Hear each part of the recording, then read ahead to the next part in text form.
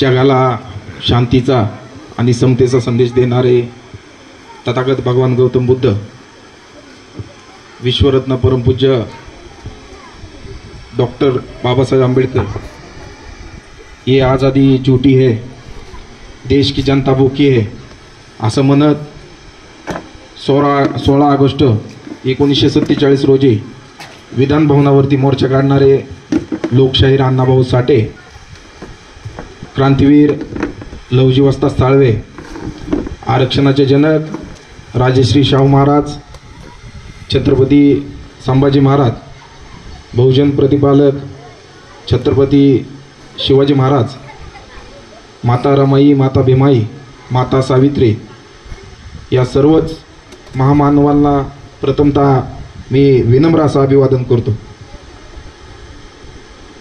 वंचित बहुजन आघाडीचे राष्ट्रीय अध्यक्ष श्रद्धेय बाळासाहेब आंबेडकर, वंचित बहुजन आघाडीच्या प्रदेशाध्यक्षा रेखाताई ठाकूर, युवकचे प्रदेशाध्यक्ष निलेशजी विश्वकर्मा साहेब आणि पुणे जिल्ह्याचे पुणे निरीक्षक ऋषिकेशजी नागरे पाटील साहेब यांच्या मार्गदर्शनाखाली आणि त्यांच्या सूचनेनुसार आपण पुणे जिल्ह्यामध्ये सर्व प्रकारच्या बांधण्या ह्या करत आहोत। याच्यामध्ये तालुका बांधणे असेल, शहर बांधणे असेल, शाखा बांधणे असेल, बुथनिहाय बांधणे असतील, या सर्वच प्रकारच्या बांधण्या आपण या पुणे जिल्ह्यामध्ये करत आहोत। अतिशय चांगल्या पद्धतीचा रिस्पॉन्स आणि चांगल्या पद्धतीचं वादळ हे आपण या पुणे जिल्ह्यामध्ये निर्माण केलेलं आहे। अनेक कार्यकर्ते या वंचित बहुजन आघाडीला आपण जोडलेले आहेत आणि वंचित बहुजन आघाडीची ताकद या पुणे जिल्ह्यामध्ये चांगल्या पद्धतीने आपण निर्माण केलेली आहे। त्याच्या अनुषंगाने आज वंचित बहुजन युवक आघाडीची सुपे या गावची शाखा आज आपण सर्वांनी या ठिकाणी निर्माण केली, त्याबद्दल तुमचं मनपूर्वक हार्दिक असं अभिनंदन। मित्रांनो, तुम्ही जर पाहिलं तर या देशाची परिस्थिती अतिशय बिकट आहे। या देशामधलं जे भारतीय संविधान आहे ते धोक्यात आलेलं आहे। परवाच एका बीजेपीच्या खासदाराने, त्याचं नाव हेगडे आहे, तो ह्याच्या आधी देखील त्यांनी वक्तव्य केलं होतं की आम्ही हे भारतीय संविधान बदलण्यासाठीच सत्तेत आलेलो आहे। आणि आता देखील त्यांनी एक वक्तव्य केलं की 400 पार लोकसभेच्या सीटा ते आणणार आहेत आणि या 400 पारच्या सीटा ज्यावेळेस त्यांच्या येतील त्यावेळेस या देशाचं संविधान आम्ही बदलणार आहोत, अशा प्रकारचं वक्तव्य या हेगडेनं केलेलं आहे। या हेगडेच्या संदर्भात आम्ही ह्याच्या अगोदर देखील बारामती शहरामध्ये अनेक आंदोलने केलेले आहेत, त्याची अंत्ययात्रा काढलेली आहे, त्याचे पुतळे जाळलेले आहेत, बरेचसे आंदोलने केलेले आहेत। परंतु या बीजेपीचं मुळच हे आहे की त्यांना हे भारतीय संविधानच नको आहे। का नको आहे भारतीय संविधान? तर हे भारतीय संविधान जे आहे तिथल्या शोषितांना, पीडितांना, कष्टकऱ्यांना, शेतकऱ्यांना, शेतमजुरांना, इथल्या साळी, माळी, तेली, तांबोळी, ढोर, चांबार, वडार, कायकाडी, घिसाडी, महार, मांग, आदिवासी, ओबीसी, भटके विमुक्त सर्वच जाती जमातीच्या लोकांना हे भारतीय संविधान हे न्याय देते।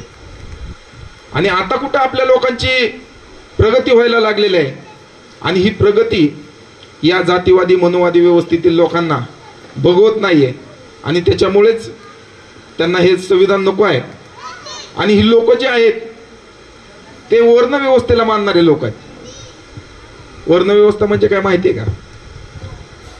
चातुर्य वर्णी वर्ण व्यवस्था आहे, त्याच्यामध्ये ब्राह्मण, क्षत्रिय, वैश्य आणि शूद्र ही अशा प्रकारची या देशामध्ये ह्याच्या अगोदर म्हणजे भारतीय संविधान यायच्या अगोदर ही व्यवस्था होती आणि या व्यवस्थेनुसार देश चालायचा.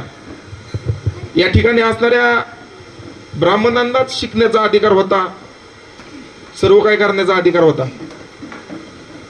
क्षत्रियांनी लढाया करायच्या, वैश्यांनी व्यवसाय करायचा आणि या सगळ्यांची सेवा ह्या खालच्या शूद्रांनी करायची.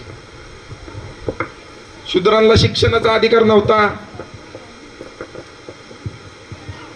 व्यवसाय करण्याचा अधिकार नव्हता. फक्त यांची काय घाण असेल, गुरुढोर असतील, हे ओढून न्यायचे आणि गावकुसाच्या बाहेर हे टाकून द्यायचे आणि तेच खाऊन आपली उपजीविका भागवायची आणि या सर्वांची सेवा करायची.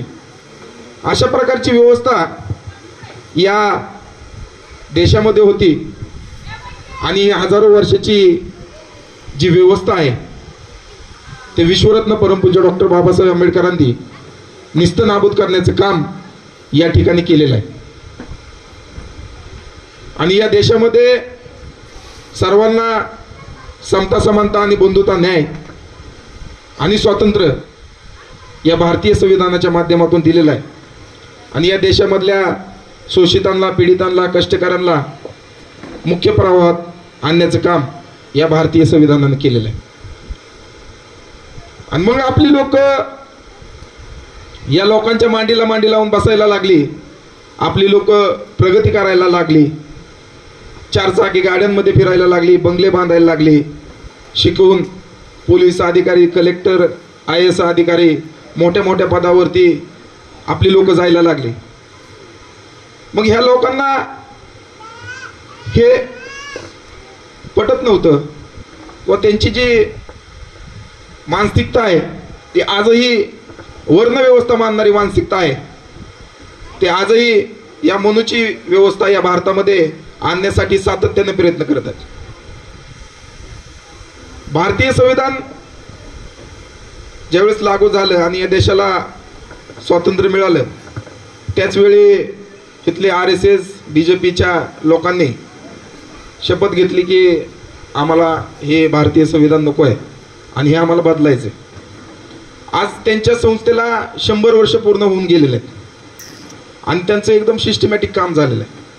आणि ती लोक आपल्या लोकांमध्ये घुसून आपल्याला हातून डॅमेज करायचं काम करत आहेत. अनेक प्रश्न या ठिकाणी असणाऱ्या हिंदूंना मुस्लिमांशी लढवण्याचं काम होतंय. बौद्धांसोबत आता मातंग समाजाला लढवायचं चाललंय त्यांचं. बऱ्यापैकी ते घुसलेलेच आहेत आपल्यात आणि आपल्यामध्ये भेदाभेद निर्माण करायचा. तू शिकतोय, बौद्धच तुमचं आरक्षण घेतात वगैरे, असं बरंच काय काय काय काय चाललंय. आपल्या लोकांनी खरं तर शिकलं तरच ते आरक्षण मिळणार आहे. तुम्ही जर तिथे गेलाच नाही तर तुम्हाला आरक्षण मिळणार नाही. भारतीय संविधानात अनुसूचित जाती आणि अनुसूचित जमाती, अनुसूचित जातीमध्ये महार, मांग, चांभार ह्या ज्या जाती आहेत ह्या 59 जाती आहेत. आणि या 59 जातीला असं पर्टिक्युलरली लिहून ठेवलं नाही की फक्त महारांनीच हे आरक्षण घ्यायचं. जो कोणी या देशामध्ये शिकल आणि जो कोणी पुढे येईल त्याला ते आरक्षण मिळतं. जो शिकणारच नाही त्याला आरक्षण कसं मिळणार? त्यासाठी आपल्याला शिकावं लागणार आहे. त्याच वेळेस आपल्याला कळणार आहे की ते आरक्षण कसं मिळतं. आपल्या लोकांना घरात बसून सांगितलं जातं की तुमचं आरक्षण हीच लोक खात्यात, तीच लोक खात्यात आणि मग ते आपल्यात वाद लावायचं काम बऱ्याच ठिकाणी हे मनोवादी, जातीवादी लोक सातत्याने करत आहेत आणि आपल्यामध्ये वाद लावायचं काम करत आहे. बऱ्यापैकी आपल्या महारामांगांमध्ये दरी पाडण्याचं काम बऱ्याच ठिकाणी चालू आहे. मित्रांनो, ही आपल्याला त्याच ठिकाणी मानतात आजही. जर तुम्ही शूद्र आहात तर शूद्राप्रमाणेच वागलं पाहिजे. तुम्हाला मुख्य प्रवाहात कधीच घेणार नाही ते. पण आपल्यामध्ये आपण एक आहे ना, मग आपल्यामध्ये वाद कसा लावायचा, तर अशा प्रकारे ते वाद लावायचं काम आणि षडयंत्र अतिशय जोमाने त्यांचं काम चालू आहे. त्याला आपली काही लोक देखील बळी पाडायला लागलेले. तर हे झालं नाही पाहिजे. मुळात म्हणजे आपण जर एक राहिलो तर ह्या लोकांना आपण काहीतरी सबक शिकवू शकतोय. आपल्यामध्ये वाद निर्माण करून आपल्याला फोडण्याचं काम या ठिकाणी सातत्याने होत आहे. आपल्या लोकांचे जे मूलभूत प्रश्न आहेत, जे सामान्यांचे प्रश्न आहेत, ते या वादामुळे राहून गेलेले आहेत.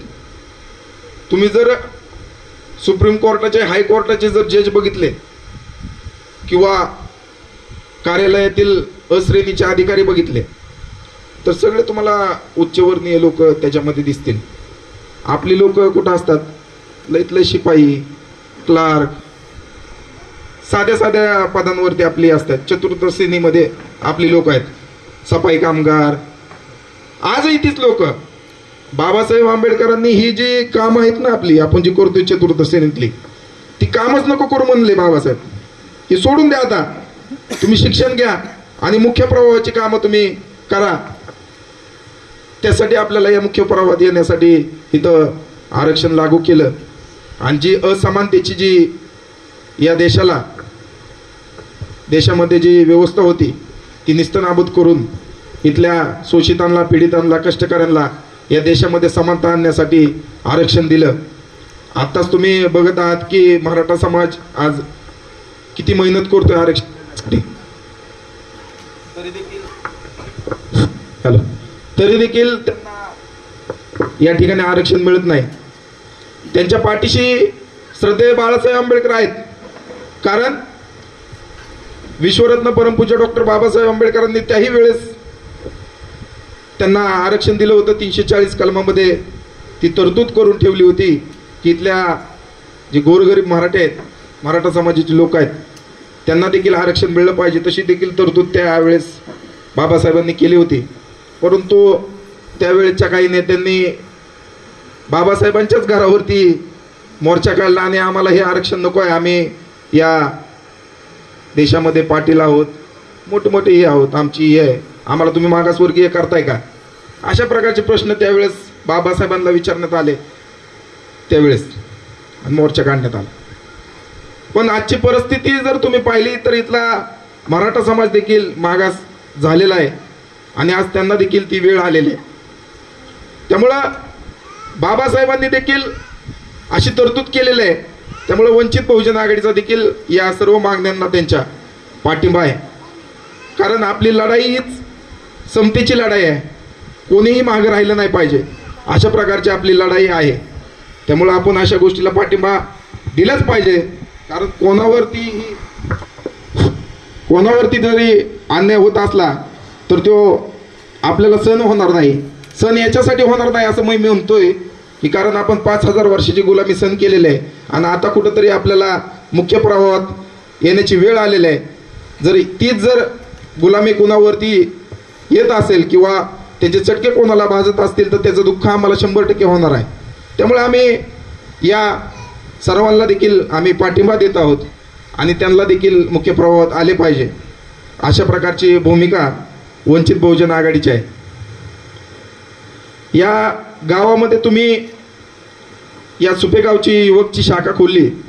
या शाखेच्या निमित्ताने आपल्याला या गावचे जे काही प्रश्न असतील, मग इथल्या युवकांचे बेरोजगारीचे प्रश्न असतील, इथल्या गावातील जे काही प्रश्न असतील ते प्रश्न सोडवण्यासाठी या शाखेच्या माध्यमातून आपल्याला काम करायचं आणि सातत्याने आपल्याला काम करायचंय. कोणताही प्रश्न राहणार नाही अशी आपल्याला भूमिका घ्यायची आहे.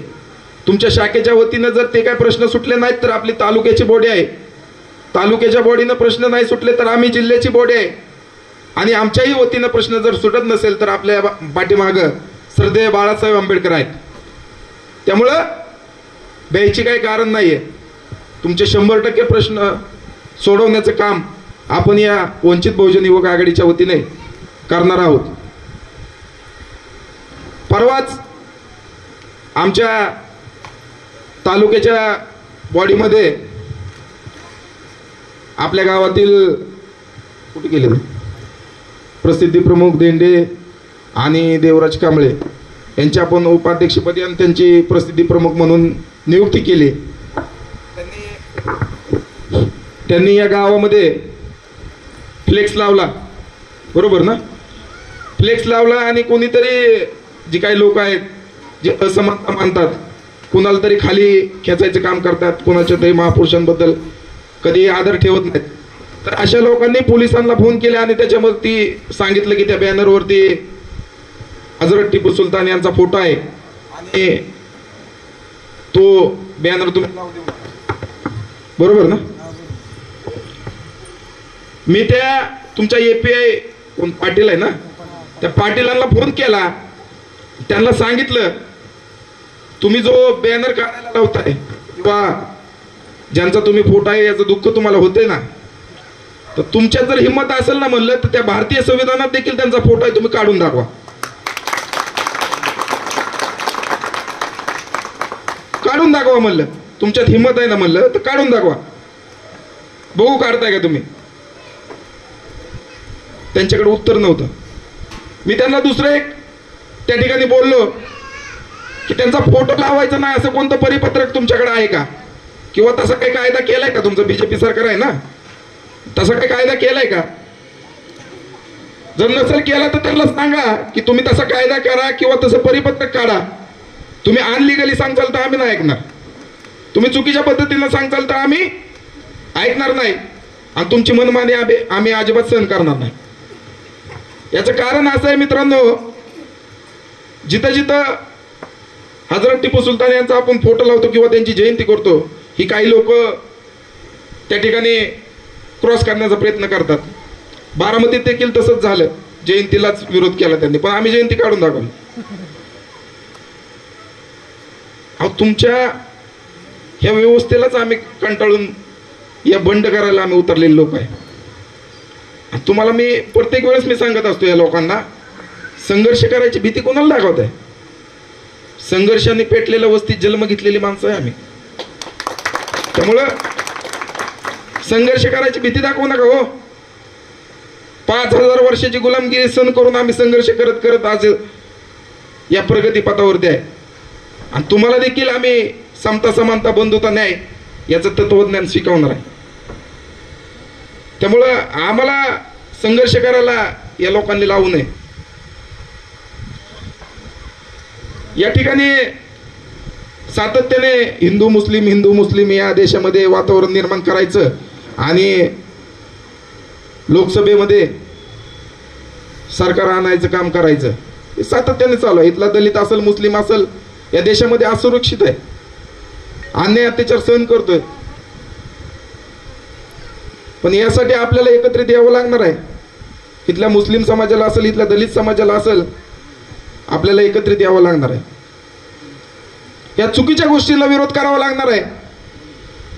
जर आपण जर ही गुलामगिरी जर सहन केली किंवा या अन्याय अत्याचार जर सहन केला तर त्याची प्रथा पडून जाईल आणि पुन्हा एकदा आपल्यावरती जे पूर्वीचे दिवस होते तेच येतील. त्यामुळं आपण सर्वांनी एकत्रित आलं पाहिजे आणि या मनोवादी जातीवादी व्यवस्थेवर 2 हात केलं पाहिजे. तरच आपण सुरक्षित राहणार आहोत, तरच आपले मूलभूत प्रश्न या ठिकाणी सुरक्षित राहणार आहेत. त्या साहेबांना मी सांगितलं की ही जी प्रथा आहे ती चुकीची आहे, तुम्ही असं काही करू नका. अनुसूचित जाती जमाती अत्याचार प्रतिबंधक कायदा आहे, वकील साहेब आहे तिथं, त्याचा सुधारित अधिनियम 2015चा आहे आणि त्याच्यामध्ये एक कलम आहे. काय कलम आहे? एक कलम आहे आणि त्याच्यामध्ये असा कलम आहे की अनुसूचित जाती जमातीच्या व्यक्तीच्या मनामध्ये ज्यांच्याविषयी नितांत आदर आहे, काय ज्यांच्याविषयी मनामध्ये बरं का नितांत आदर आहे, त्यांचा जर कोण अनादर करत असेल तर त्याच्यावरती ॲट्रॉसिटीनुसार गुन्हा दाखल होऊ शकतो. मग आमच्या मनामध्ये हजरत टिपू सुलतान यांच्याबद्दल आदर आहे, जर त्यांचा जर तुम्ही अनादर करत असाल तर तुमच्यावरती ॲट्रॉसिटी दाखल करू आम्ही. कुठं काय बोलते? कायदा आम्ही पण जाणतो, आम्हाला माहिती आहे ना काय करायचं. चुकीच्या गोष्टीला तुम्ही समर्थन देऊ नका, चुकीच्या गोष्टी तुम्ही करू नका, माझी तुम्हाला विनंती आहे. मला साहेबांनी तो बॅनर लावायला परमिशन दिली. आपल्याला लढावं लागणार आहे, बोलावं लागणार आहे, चुकीच्या गोष्टी सांगाव्या लागणार आहेत, खरं काय खोटं काय हे समोर आणावं लागणार आहे, आपल्याला बंड करावं लागणार आहे. जर आपण जर बंड नाही केला, एकत्रित नाही आलो तर आपल्याला असंच दाबलं जाईल, आपल्याला असंच गावकुसाच्या बाहेर फेकलं जाईल. इथं सचिनजी काळे ज्यांनी गेल्याच काही दिवसांपूर्वी बारामती प्रांत कार्यालय या ठिकाणी उपोषण केलं होतं. त्यांचे प्रश्न अतिशय म्हणजे जीवाला लागणार आहेत. बाबासाहेबांनी अनुसूचित जातीला मुख्य प्रवाहात आणण्यासाठी कायद्यामध्ये तरतूद केली. 341, 42 अशी कलमं लिहिली आणि या 42 कलमामध्ये इथल्या पारधी समाज असेल, भटकेमुक्त समाज असेल, यांना मुख्य प्रवाहात आणण्यासाठी त्या ठिकाणी उपाययोजना राबवण्यासाठी बरेचसे कायदे लिहिले, अधिनियम आले, परिपत्रकं आली, सगळं काय आहे, सगळं आहे. पण ती फक्त कागदावर आहे. कुठं आहे? कागदावर. त्याची अंमलबजावणीच होत नाही. अंमलबजावणी करणारे लोक कोण आहेत? ही लोक आहेत. ही आपल्याला मुख्य प्रवाहात येऊच देत नाहीत. का येऊ देत नाहीत? का तर तुम्ही मुख्य प्रवाहात आला की ह्यांना तुमच्या हाताखाली काम करावं लागेल आणि हे नको आहे त्यांना. त्यांचे प्रश्न अतिशय मूलभूत प्रश्न आहेत. त्यांचा पाण्याचा प्रश्न असेल, लाईटीचा प्रश्न असेल, रस्त्याचा प्रश्न असेल, सामान्य प्रश्न. एकटे भांडत होते तिथं. मी त्यांची त्या ठिकाणी भेट घेतली. खरं तर या शाखेच्या निमित्ताने आपल्या सगळं वंचित बहुजन आघाडीच्या सर्वच कार्यकर्त्यांना मला या ठिकाणी विनंती करायची आहे की ह्यांच्यासाठी देखील आपल्याला एक मोठा लढा या बारामती तालुक्यामध्ये उभा करायचा ना. मूलभूत प्रश्न आहेत. दाखला दिला जात नाही, पाणी दिलं जात नाही, लाईट दिले जात नाही. कोणत्या युगात तुम्ही जगताय? कोणत्या युगातलं तुम्ही शासन प्रशासन चालवताय? भारतीय संविधान लागू आहे, कायद्यात तरतुदी आहेत, सगळं काय आहे, पण तरी देखील मूलभूत प्रश्नांसाठी झगडावं लागतंय, भांडावं लागतंय, त्यांना हे केलं उपोषणाला बसावं लागतंय. संविधानाने सांगितलं की नुसते रस्ते, पाणी, विकास, तसला विकास चालत नाही. तर लोकांचं जीवनमान सुधारवायचंय. काय करायचंय? जीवनमान सुधारलं पाहिजे वैयक्तिक, तर त्याची प्रगती होणार आहे. तुम्ही जीवनमान सोडावं, त्यांना तुम्ही रस्ता देना, पाणी देना, काय परिस्थिती करून ठेवली तुम्ही. बाबासाहेबांनी, मी त्या ठिकाणी पण तुम्हाला उदाहरण सांगितलं की बाबासाहेबांनी घटना देत असताना एक वाक्य वापरलं होतं की ही घटना जरी किती जरी चांगली असली आणि त्याला राबवणारे जर लोक चांगले नसतील तर ही किती चांगली असणारी घटना ही खराबच ठरणार आहे. जर ही घटना जर चांगली नसती आणि त्याला लाभवणारे लोक जर चांगले असतील तर कितीही चांगली नसलेली घटना ही चांगली ठरणार आहे. त्यामुळं या देशामध्ये, या महाराष्ट्रामध्ये ही घटना राबवणारे लोक खराब आहेत आणि ह्या लोकांना आपल्याला घरी बसवायचं आणि आपण मुख्य प्रवाहात यायचं, तर आपले प्रश्न आपण सोडवू शकणार आहे. तरच आपले जे काही प्रश्न आहेत ते सुटणार आहेत. आपल्या लोकांना त्या ठिकाणी न्यावं लागणार आहे. त्या लोकांना, आपल्याच लोकांना, आपल्या लोकांची कळवळ असते. त्यामुळे आपल्या लोकांना साथ देणं हे आपल्या सर्वांचं देखील काम आहे. त्याच अनुषंगाने या महाराष्ट्रामध्ये अनेक प्रश्न इथल्या मुस्लिम समाजाचे असतील, दलित समाजाचे असतील, भटके विमुक्तांचे असतील, ओबीसीचे असतील, हे प्रश्न सोडवण्याचं काम श्रद्धेय बाळासाहेब आंबेडकर सातत्याने करत आहेत. विश्वरत्न परमपूज्य डॉक्टर बाबासाहेब आंबेडकरांच्या मांडीवरती खेळलेलं बाळ म्हणजे श्रद्धेय बाळासाहेब आंबेडकर आहेत. बाबासाहेबांनी आपली 4 लेकरं या आपल्या सर्वांना न्याय हक्क देण्यासाठी गमावलेले आहेत. 5 पैशाच्या इंजेक्शनासाठी बाबासाहेबांची लेकरं मेलेले आहेत. मित्रांनो, आपल्याला न्याय हक्क देण्यासाठी बाबासाहेबांनी आपल्या स्वतःच्या घरादाराकडे लक्ष दिलं नाही. आपल्याला न्याय हक्क देण्यामध्ये ते व्यस्त होते. त्यामुळं ह्याची उपकाराची जाण आपल्याला असली पाहिजे. आज बाबासाहेब आंबेडकरांनी आपल्याला न्याय हक्क अधिकार दिले आणि ते न्याय हक्क अधिकार हे देशामधले असणारं सरकार हे संपवू पाहते, हे घालवू पाहते आणि ते वाचवण्याचं काम त्यांचेच नातू म्हणजे श्रद्धेय बाळासाहेब आंबेडकर करत आहेत. आता त्या बाळासाहेब आंबेडकरांना आपली देखील साथ देण्याची जबाबदारी आहे आणि त्याच अनुषंगाने त्यांनी या वंचित बहुजन आघाडीची स्थापना केलेली आहे. वंचित बहुजन आघाडीची स्थापना ह्याच्यासाठी आहे मित्रांनो, तुम्ही जर पाहिलं या महाराष्ट्रामध्ये आजा झाला की पंजा, आपलं पंजा झाला की आजा, आजा झाला की पोरग, आणि पोरग झालं की नातू. अशा प्रकारचं राजकारण, फक्त घरगुतीच राजकारण चालू आहे. सर्वसामान्य कुठे आहेत? आम्ही कधी सत्ता भोगायची? बाबासाहेबांनी म्हणलं जा आणि तुमच्या घराच्या भिंतीवरती लिहून ठेवा की मला या देशाची शासनकर्ती जमात व्हायचंय. कसं व्हायचं? ही लोक जागा सोडायला तयार नाहीत. आजा झाला की पोरग येतात, पोरग झालं की नातू येतोय की लगे पंतू येतोय. आमचं काय? आम्ही कधी येणार त्या मुख्य प्रवाहात? किंवा आम्ही कधी आमचे प्रश्न सोडवणार? तुम्ही येताय, प्रॉपर्टी कमवताय, मोठी मोठी होताय, ईडीची भीती दाखवली की तुम्ही परत बीजेपीकडे जाताय. बरोबर आहे का? इथं आज जर तुम्ही पाहिलं या महाराष्ट्रामधलं राजकारण, तर हे फक्त आणि फक्त स्वतःची प्रॉपर्टी वाचवण्यासाठी या बीजेपी सरकारमध्ये गेलेले लोक आहेत. जेलमध्ये बसण्यापेक्षा आपलं सत्तेत बसलेलं बरं, असं एक वातावरण या महाराष्ट्रामध्ये सातत्याने चालू आहे. त्यामुळं हे स्वतःचं अस्तित्व टिकवण्यासाठी या ठिकाणी काम करत आहेत. परंतु वंचित बहुजन आघाडी असा एक पक्ष आहे की इथल्या शोषितांना, पीडितांना, कष्टकऱ्यांना, शेतकऱ्यांना, शेतमजुरांना या देशाच्या सत्तेमध्ये वाटा मिळला पाहिजे, त्या अनुषंगाने ही वंचित बहुजन आघाडी काम करत आहे. त्यामुळं आपण सर्वांनी या वंचित बहुजन आघाडीला साथ द्यावी, या वंचित बहुजन आघाडीमध्ये सामील व्हावं, अशी मी तुम्हाला या शाखेच्या निमित्ताने मी विनंती करत आहे. आपल्याला माहिती आहे की या देशामध्ये चुकीच्या पद्धतीचं वातावरण सातत्याने चालू आहे. परंतु तुम्हाला एक मी गोष्ट सांगणार आहे. गोष्ट अशी आहे मित्रांनो, जंगलामध्ये आग लागलेली असते. आग, सगळे प्राणी असे इकडे तिकडे पळत असतात.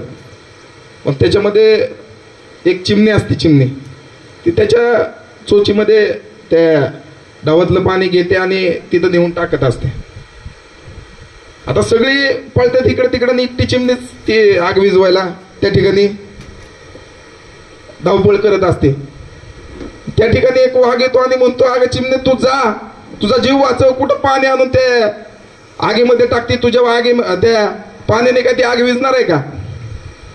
तर ती एक चांगलं उत्तर त्या ठिकाणी देते की ज्या बी वेळेस इतिहास लिहिला जाईल त्यावेळेस मी पाळणारातली नव्हते तर आग विझवणारातली होती असं माझं नाव निघल. त्यामुळे ती आग विझवत असते. तुम्हाला देखील या देशाचं संविधान वाचवण्यासाठी किंवा ही बदलण्यासाठी तुमची जर पिढी कोणती पुढे तुम्हाला विचारेल की हे पप्पा, बाबा, हे भारतीय संविधान बदलत होतं किंवा हे बदलायचं षडयंत्र चालू होतं, त्यावेळेस तुम्ही काय करत होता? आपल्या लेकरांनीच विचारलं तुम्हाला. तुमच्याकडे पण उत्तर असलं पाहिजे ना.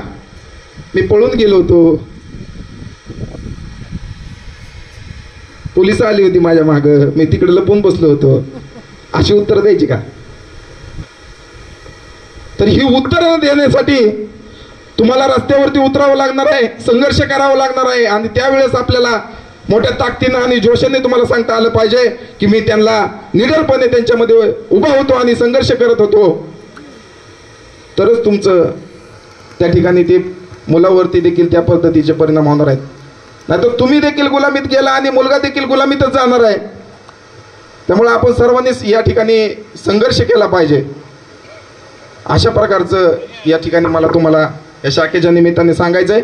आणि तुम्हाला या शाखेच्या निमित्ताने या गावचे जे काही प्रश्न असतील ते आपण लवकरच या वंचित बहुजन आघाडीच्या माध्यमातून सोडवणार आहोत. त्या अनुषंगाने आपण देखील या वंचित बहुजन आघाडीला साथ सहयोग द्यावा. आणि या ठिकाणी या शाखेमध्ये शाखा अध्यक्ष ओमकार सकट, अविनाश सकट, उपाध्यक्ष अविनाश सकट, ओमकार इंगळे सचिव, सुनील सकट सचिव, इम्रान शेख सहसचिव, निखिल केदार सहसचिव, सुमित सकट संघटक, सोनकुमार सकट सल्लागार, सोमनाथ सकट सल्लागार, विशाल बिशे सल्लागार, अक्षय सकट सल्लागार, गणेश इप्ते प्रसिद्धी प्रमुख आणि अनिकेत सकट प्रचार प्रमुख यांची या शाखेमध्ये नियुक्ती झाली असं मी जिल्हाध्यक्ष या नात्याने जाहीर करतो आणि तुम्हाला तुमच्या पुढील वाटचालीस हार्दिक अशा शुभेच्छा देतो आणि या ठिकाणी थांबतो. जय भीम, जय भारत, जय लवजी.